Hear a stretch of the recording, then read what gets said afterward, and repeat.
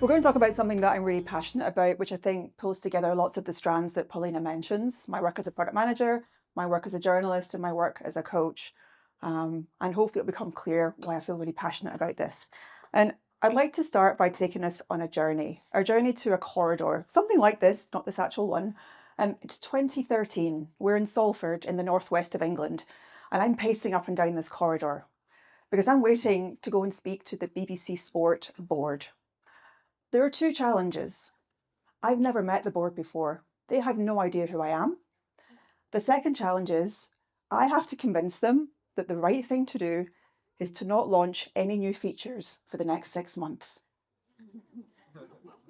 No pressure, right?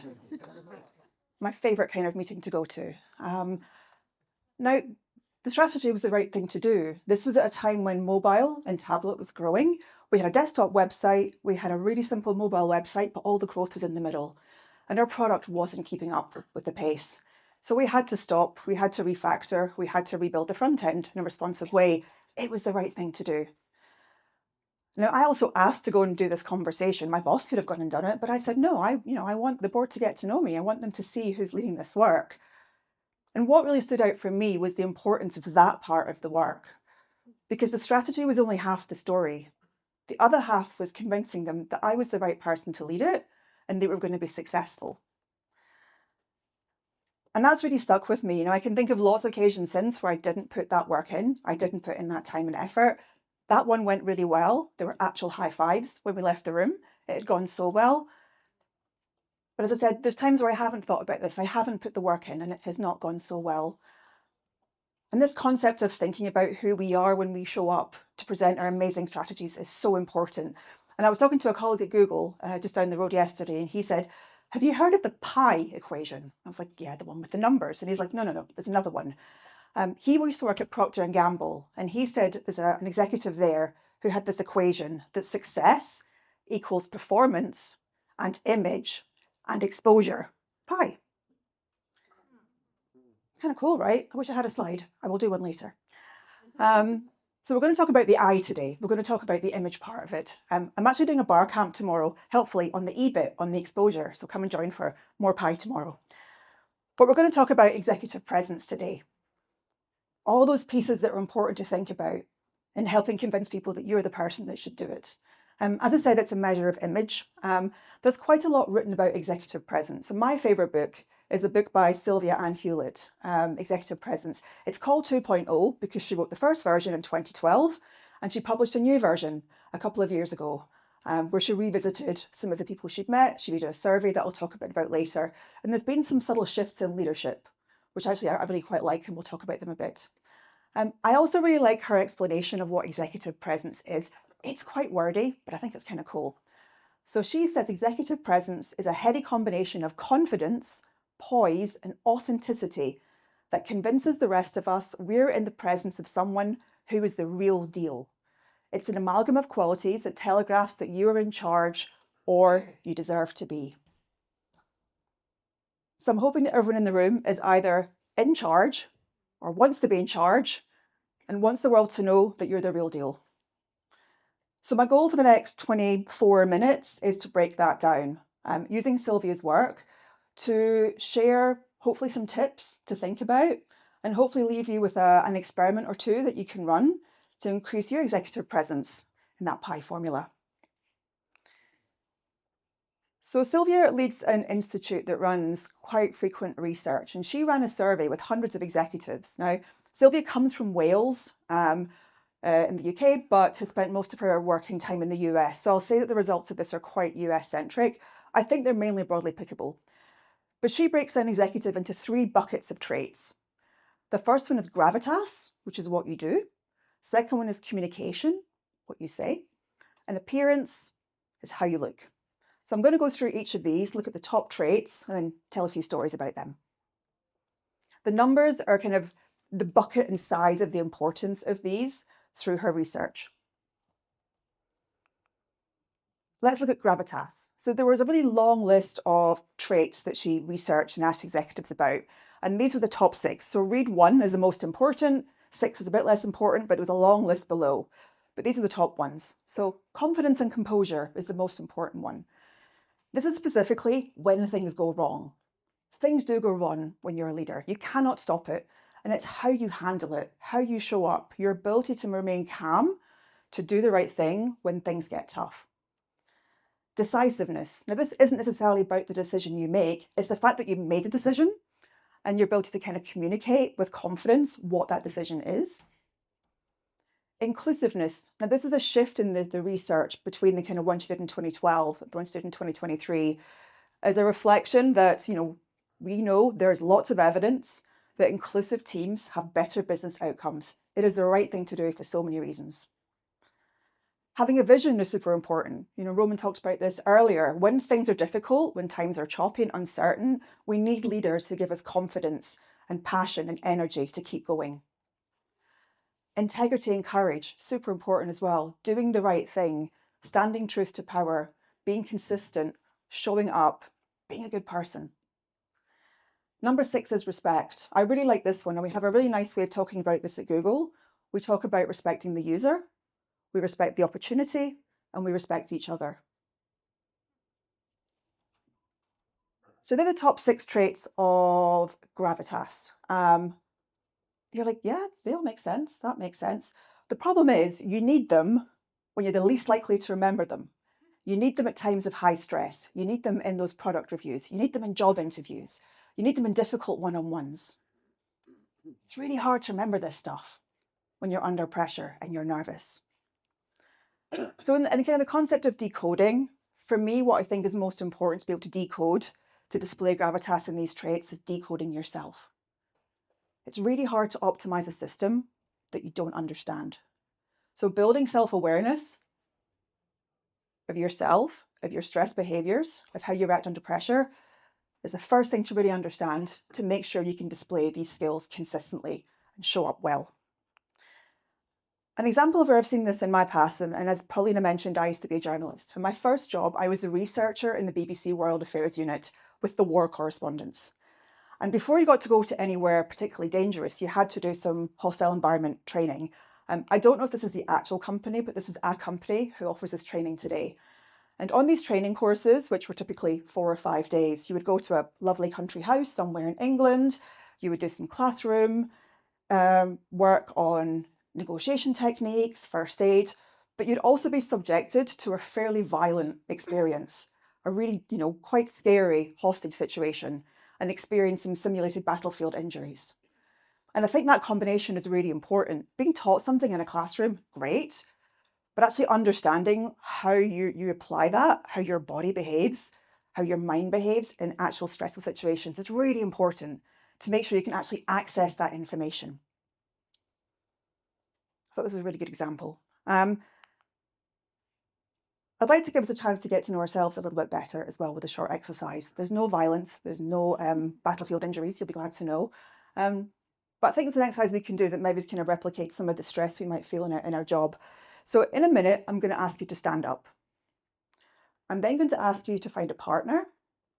And then I'm going to ask you to brainstorm a scenario, which some of you may have experienced. I'd like you to imagine that you've just had an email from me, a very demanding stakeholder, and I'm very disappointed that my feature is not on your Q2 roadmap. And I'm going to pop by your desk in a minute for a chat. Anyone experienced that before? Yeah? Oh, yeah. It's a classic. Okay, so the first step, I'd love you just to stand up for now, if you're able to. Okay, stand up and no more. Before we do the next step, I'd like you just to pause in silence and just see what's going on in your body, what's happening. Is your heart rate going a little bit faster? Are you clenching your hands? Is your throat a little bit tight? What's happening? Can you feel things? Anger. Interesting, yeah. And what about your brain? What are you thinking? Is your brain completely shut down going, don't make me do this? Are you already in battle mode? Are you already thinking, I'll just do it to make this person go away? Maybe these are typical stress responses. None of them is right, but that's what happens. I've got some good news for you. There is no scary stakeholder. The exercise is over and you may sit down.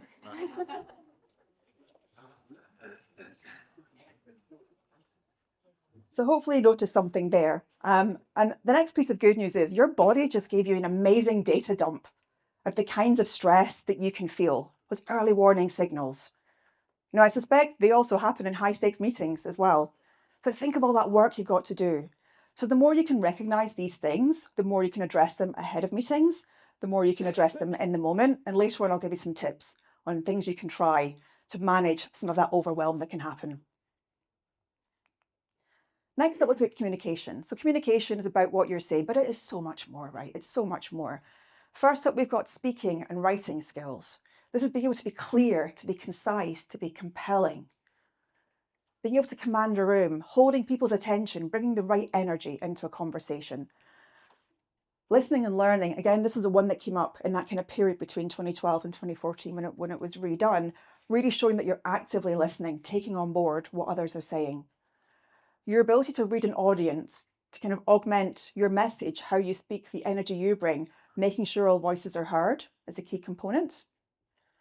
Being authentic, displaying authenticity is a really important key attribute as well, as is appropriate body language. I thought the appropriate word was interesting here, but this came from the fact that the survey was redone around the time of the Me Too movement, and there was a lot of emphasis on inappropriate body language. But I think the focus on appropriate body language is interesting. There is a ton of research that shows that if you use body language such as stance and eye contact in a way that makes you look confident, you will start to feel more confident. You can absolutely fake it. There's an amazing TED Talk by Amy Cuddy you can watch to get some insights from that. That reminds me, what I also didn't mention is that if you contact me afterwards on LinkedIn, I've got a sheet with a couple of links of kind of starting points for inspiration on each of these. So if any of these jumps out to you, something you might want to explore further, drop me a line and I can share some links of things that I think are really interesting reads and watches for more information. So I was thinking about who's really good at this stuff. And I think the absolute ninjas are people that work with government. So I don't know what happens in Poland or Portugal or wherever you come from, but in the UK, there are very often changes of ministers in government. One day a minister is leading health, the next day they're leading transport. And they've got to make a massive decision about the future of the British Railways, but they've just come from a conversation about child healthcare. Like, how do I make this decision? And it's the people that brief them have such an important job to do. They have to distill really complex concepts, help people understand the consequence of the decisions they make. These are really high stakes conversations. And there are some templates on the internet about how to write a ministerial briefing. The New Zealand government actually published quite a lot of these. But a lot of it is down to who you're speaking to. How are they wired? How much do they know? What's really going to get through to help them make a decision? This is the same as us. Every time we're talking to an executive or a peer or a stakeholder, it's really important that we understand how they're wired. So decoding your audience is really important for communication. I've got a list of some of the things that I think are important to think about. Now, you might actually want to proactively think about this list. You might want to have a conversation with people about it, but to me, these are all the things that it's really important to understand when you're communicating with people. Format. How do people like to talk? I work with people who love to chat. I've got people who never touch their chat. At Zalando, product reviews started with a 20-minute read of a PRFAQ document. At Google, I work with stakeholders who love to pre-read. They will pre-read it. We do not look at the presentation in the meeting, and we talk about the important points. I work with other executives who we have to do all the work in the meeting. So really understanding, how do things actually get done? Currency, it's really what are the numbers that matter. And we talked about KPIs earlier. And I think there can be a difference between what the KPIs are and what people actually care about. They're not always the same. So find out what people actually care about. Language is important. Now, this might be the actual physical language you work in. But there's also, how do we talk about things? Do we talk about users? Do we talk about user empathy? Are we talking about metrics? Are we talking about business impact? Are we talking about what we're doing ahead of the IPO? Really, what is the language we're using? Altitude and time frame are really important. And I've been speaking to product leaders to ask them in their eyes, what makes a product manager stand out as being more strategic? And it's the ability to observe the thing you're doing within a broader altitude. Where does this fit within a time frame of 2 years? You're building a feature that's going to take 3 months. Where's this all going? How long is it going to take? Where does this fit into everything? So being able to kind of jump between these two altitudes and timeframes is super important.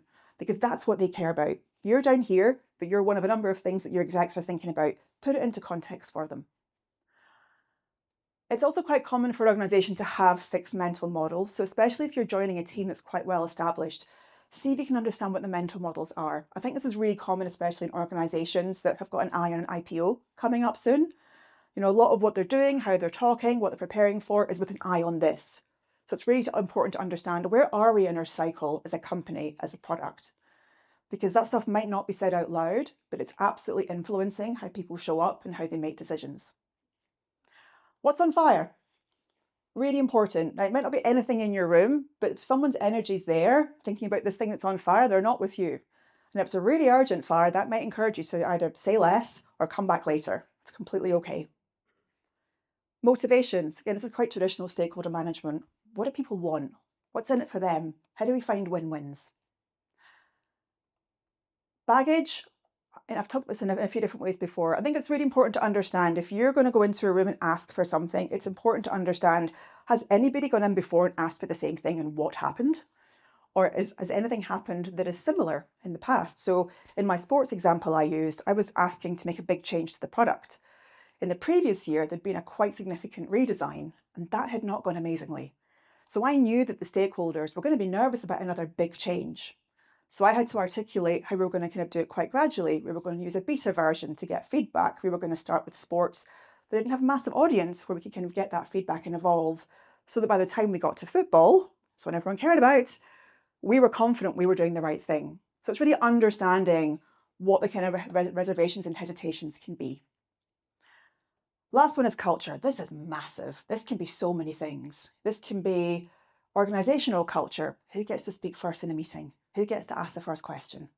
Who gets to decide that we're done? It can also be down to the nationalities of the people in the room and how they communicate, how they process. You will not be in a meeting where this stuff doesn't matter.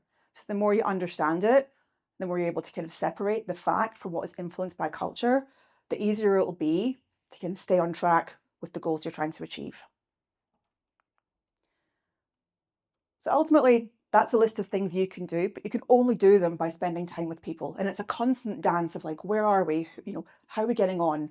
How am I? How are you? How are we? How's it all going? And I want to share an example of someone who I think is amazing at this. This is a businessman from Argentina who has spent most of his career in Europe, really kind of changing the game in terms of performance, has recently gone back to the US. You might have heard of him, Lionel Messi. Anyone who's a soccer fan might be aware of what makes him stand out, and it's his scanning. So a soccer player isn't waiting for the ball to hit their feet and go, where am I going to go now? They already know, because they're constantly checking. Where's everyone? Where's the space? So by the time he gets the ball, he knows where he's going. And what makes Messi stand out is that he can scan faster than anyone else. So I think it was a Euro game, 2024. They actually counted how often he scans the pitch. And he can scan a third more often than other super, high-class players. So he's looking more often, he's checking, he's finding that space, he's finding the opportunities other people are, because he's constantly checking. So think about how you're constantly checking what's going on around you to make sure that your communication is timed well, you're going at the right speed and in the right direction.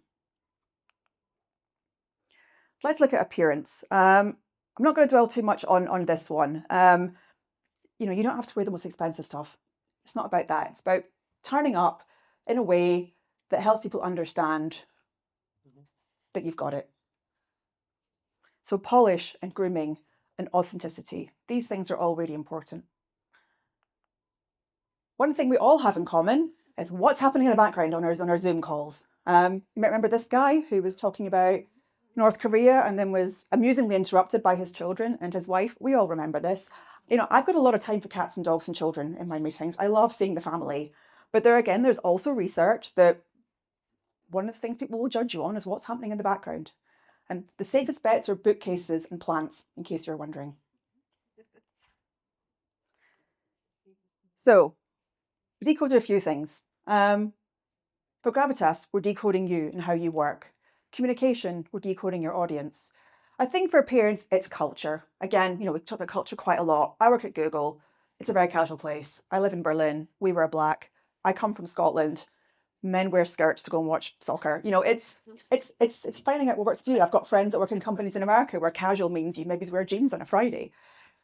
It's about appropriateness. It's about understanding what's going to work in a way that feels authentic but appropriate for the environment, and how people are going to figure out whether you're in charge, whether you deserve to be. So what we're going to do with all this stuff. So as I said, the good thing is we're all product managers. We know how to run experiments. Through my coaching work, I speak to a lot of product managers who kind of write their annual objectives as I need to do this with my career. I need to do this thing. We don't run our products like this anymore. We run experiments. We figure out what works. We take data from things that don't work out. And I'm really trying to encourage people to think about your own careers and your own skill development through this lens as well. You will try some things, they will work. You will try some other things and they won't work. That's okay. So think about some experiments you can run. The next few slides, I'm going to give you an idea of some of the kind of things you might want to try based on from what I've talked about, what feels like an opportunity area to explore. So think about a couple of experiments you might want to run in your next meeting. So let's talk about how you can prepare. So there's things you can do before you go into the room for a stakeholder meeting or a presentation or a product review. So the more you can find out in advance what the actual questions are going to be, the better.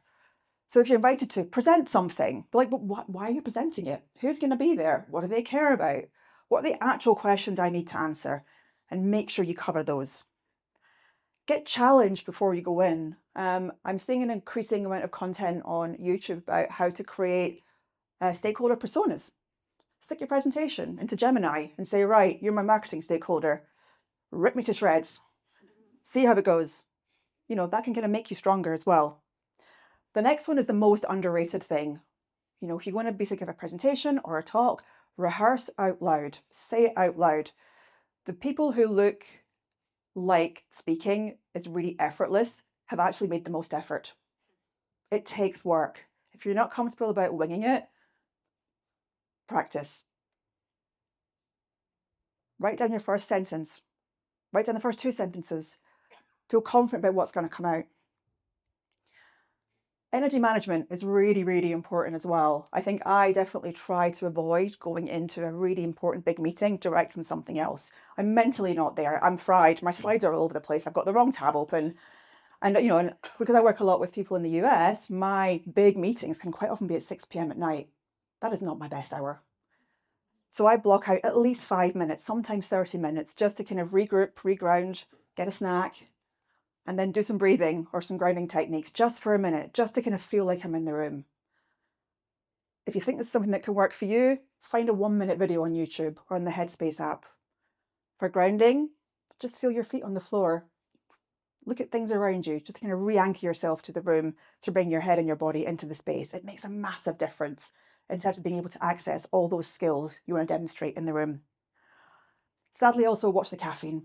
It doesn't help. If you're already feeling a bit jittery, more coffee will not be your friend. During the meetings, during these kind of sessions, so as I said before, like maintain a confident posture and presence, even if you're not feeling it. No one else knows. It really helps.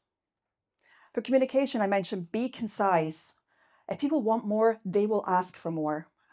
What I've started doing now is if I feel I'm going to have to go and explain a concept in a minute or two that I'm like, this is quite hard, I have the why don't I just show you deck on my next tab. That might be an AI prototype, something you've come up with yourself that's like, this isn't perfect, but I'm just trying to show you. It might be some diagrams of some complex concepts, but just starting to get a lens on which are the ones that I struggle to explain or which are the ones that I feel like people are not understanding well. Build up a set of artifacts that are there. You know, start with those, but if you feel you need them, you can do the why don't I just show you move. That can be really helpful and it can build some confidence. Use pauses. This is an absolute gem, this one. And, you know, I definitely forget to do this. It buys you time, it buys you space. And the pause to others is never as long as it feels to you. And there's a big difference between the rabbit in the headlights pause stare and the I'm thinking for a minute face. So think about how you can perfect the looking up away, looking face. Buy yourself a second to try and form your thoughts. Also get comfortable with saying, I don't know, I don't have that information. It's okay. Find a form of words that feels comfortable and authentic to you. And as I said, if you say, I don't know, I'll come back to you by the end of today, make sure you do that. But feel free to use it. The last one is to think about kind of really your reaction to what's going on in the room. If something feels like an attack, the person is not attacking you. What tends to happen is if someone's pushing back, it's because someone's pushing down on them. So especially with executives, as I said earlier, your thing is one of 20 things they're managing. And they're possibly just feeling the pressure of too much trying to be squeezed into one space. So they're trying to figure out what really is important. Don't take it personally. As I mentioned earlier, if you say you'll do something, do it quickly, do it visibly. This is really important to display that integrity, that consistency, that reliability. If I say something, I will do something, I will do it. Also, if you think of a better answer later, it's okay to follow up. Quite often you're like, oh, should have shared that thing, shouldn't I?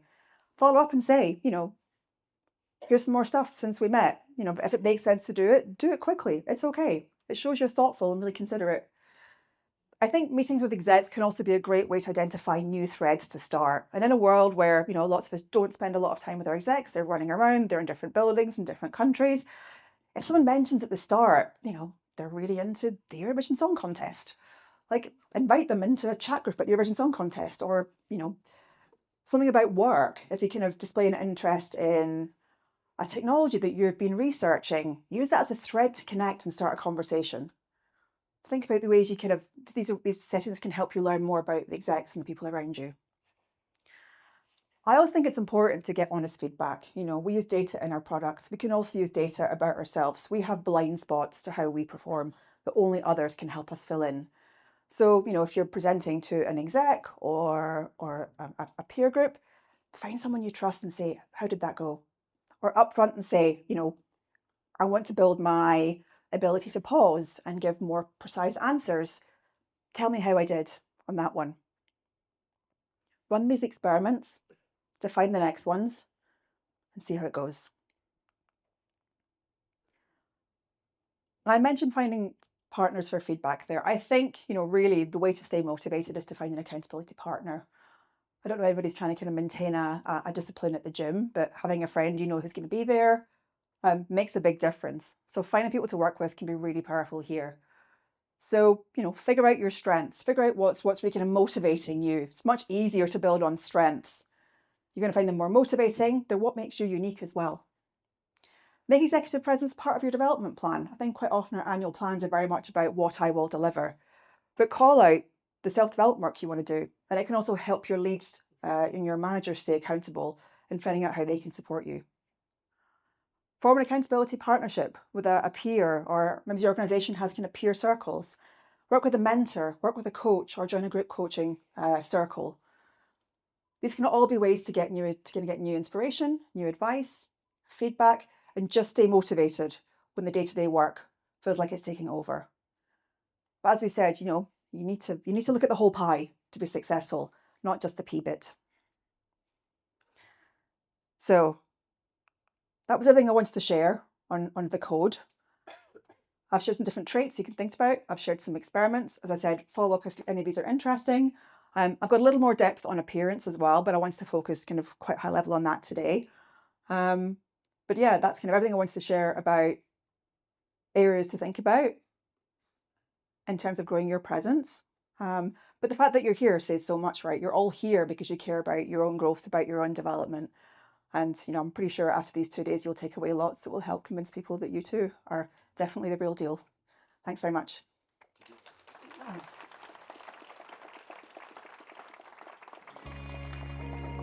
Thank you.